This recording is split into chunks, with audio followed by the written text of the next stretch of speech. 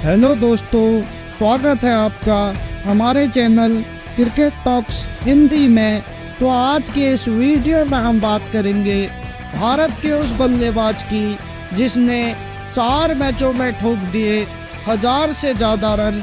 वह खिलाड़ी जिसे दूसरे विश्व युद्ध के कारण अपने इंटरनेशनल डेब्यू के लिए इंतज़ार करना पड़ा, आज भी बीसीसीआई उनके नाम से अपने घरेलू क्रिकेट का लिस्ट यानी 50 ओवर का टूर्नामेंट कराती है, जिन्होंने 33 साल तक क्रिकेट खेला और रिकॉर्ड का एवरेस्ट खड़ा किया। हम बात कर रहे हैं विजय हजारे की।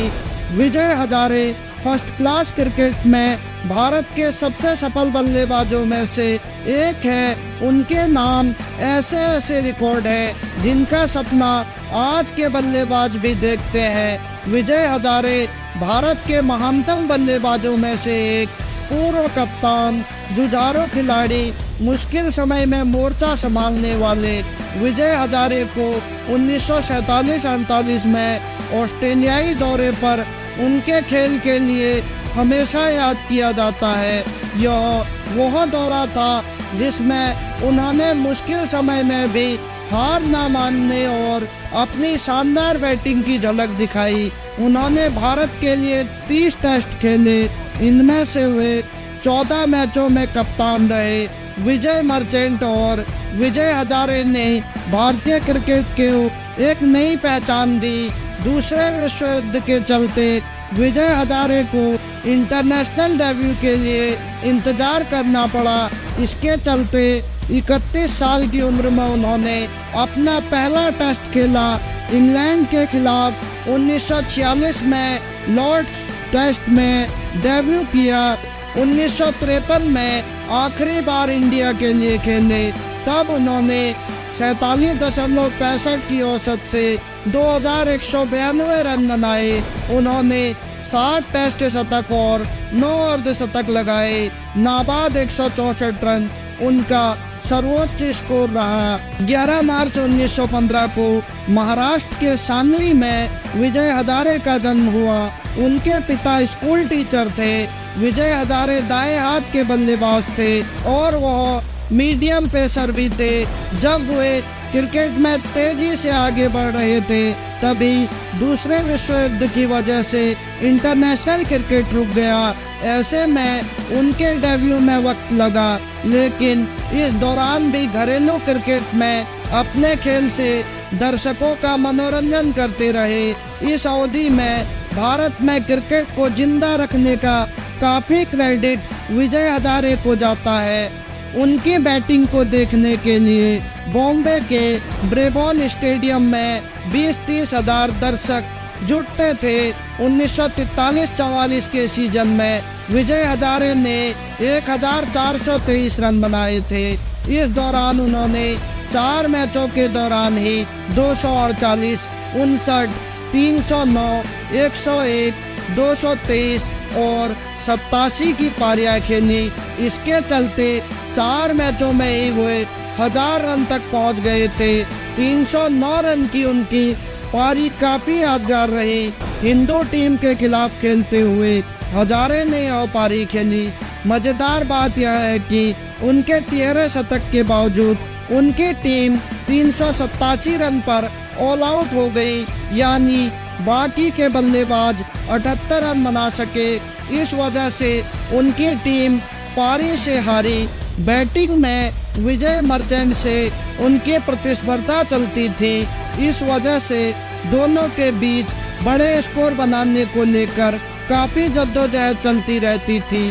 हजारे ने काफ़ी लंबे समय तक फर्स्ट क्लास क्रिकेट खेला।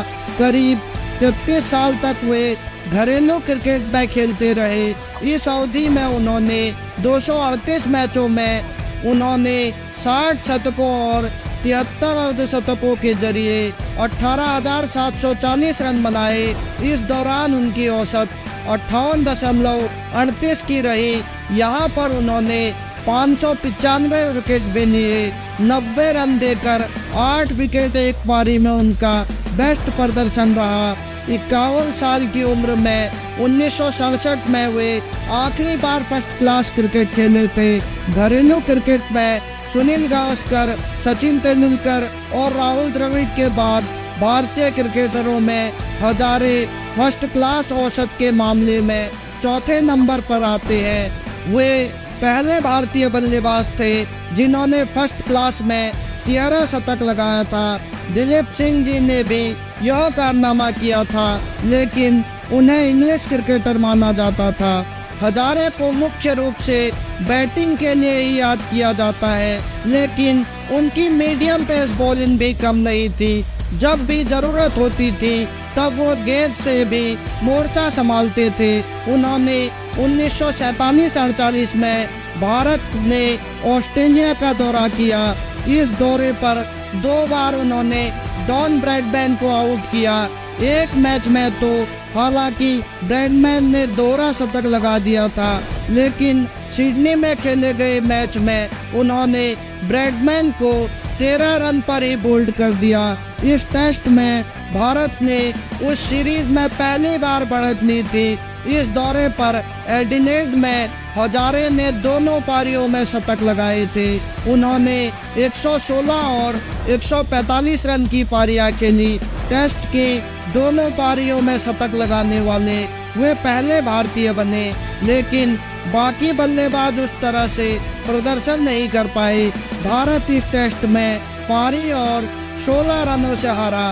फिर 1952 में जब हजारे की कप्तानी में भारतीय टीम इंग्लैंड गई तो वहां लीड्स टेस्ट में दूसरी पारी में भारत ने फ्रेड ट्रूमैन के सामने बिना खाता खोले 4 विकेट गंवा दिए थे। ऐसे में कप्तान हजारे ने दत्तू फड़कर के साथ मिलकर टीम को शर्मिंदगी से बचाया। दोनों ने अर्धशतक लगाए और टीम को 100 रन के पार ले गए। हालांकि भारत यह मैच पारी से हार गया। इसके बाद वेस्टइंडीज और इंग्लैंड के खिलाफ उन्होंने लगातार 3 टेस्ट में 3 शतक लगाए, लेकिन यह शतक 1949 से 1951 के बीच यानी 3 साल में बने, क्योंकि उस समय भारत आज की तरह लगातार क्रिकेट नहीं खेल पाता था। विजय हजारे ने जो 30 टेस्ट खेले उनमें से भारत को केवल 3 मैचों में जीत मिली। उनकी कप्तानी में भारत को सिर्फ 1 ही जीत मिली। उनके बारे में कहा जाता है कि वे नेचुरल कप्तान नहीं थे। कप्तानी का असर उनकी बैटिंग पर पड़ा। कहते हैं कि अगर वो कप्तान नहीं बनते तो उनकी बैटिंग काफ़ी बेहतर होती। उनके साथी रहे विजय मर्चेंट ने भी कहा कि हजारे भारत के सबसे बढ़िया बल्लेबाज हो सकते थे। ऐसा नहीं हो पाना क्रिकेट की सबसे दुखद घटनाओं में से एक है। 2004 में 89 साल की उम्र में उनका निधन हो गया। आज बीसीसीआई उनके नाम से अपने घरेलू क्रिकेट का लिस्ट है, यानी 50 ओवर का टूर्नामेंट कराती है, जिसे विजय हजारे ट्रॉफी कहा जाता है। तो दोस्तों, यह थी कहानी विजय हजारे की।